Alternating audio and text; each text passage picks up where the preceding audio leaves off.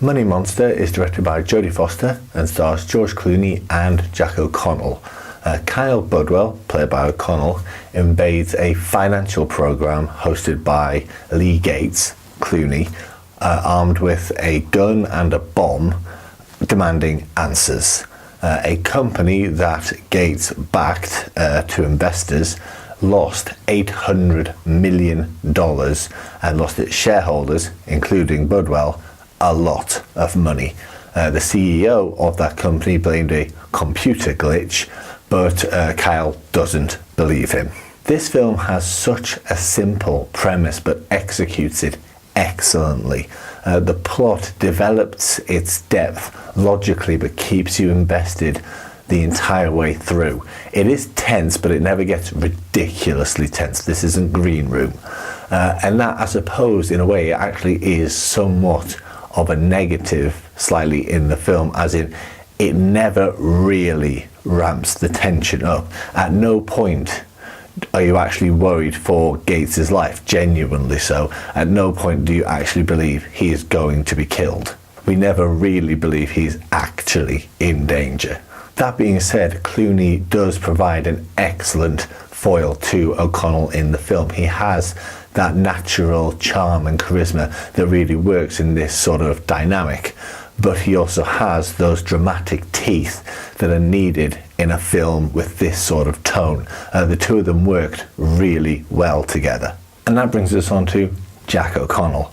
He is superb. I mean, he's a fantastic actor in general, but in this he is totally believable as this man who has just been pushed to the edge. He has lost everything financially, and he is desperate, and he is angry, and he wants answers. And he brings us with him as an audience, because if we were in his position, we would be angry, we would be desperate, and we would want answers. He is totally believable, and the fact that I did completely believe in him as a character is one of the most important things in the film to keep you engaged in it. I actually really liked the development of Kyle throughout. He's not some master criminal. He's just a man who is angry and who had a basic plan. He makes mistakes. That, combined with the evolving, developing relationship between him and Lee, was really enjoyable and really did engage me in the film. I said earlier that the film has a basic premise but is executed really well, and they do that in two main ways. The fact that the financial stuff is explained quickly, explained simply, and I actually understood it.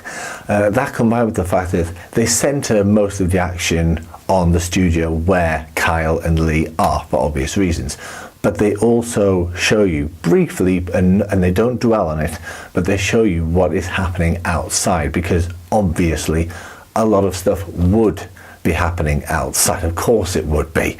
But they never really dwell on it. They never let that action override what is happening in the studio, but they explain it in a logical manner, and I really liked that. The film recognizes the fact that the conflict inside the studio between Kyle and Lee is the most exciting and the most important part of the film.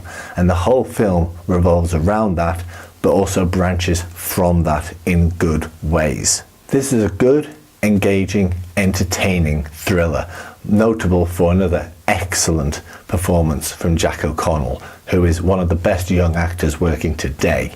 In Money Monster, he's also working with a good script and other really talented actors and actresses. So thank you for watching, and I'll talk to you soon.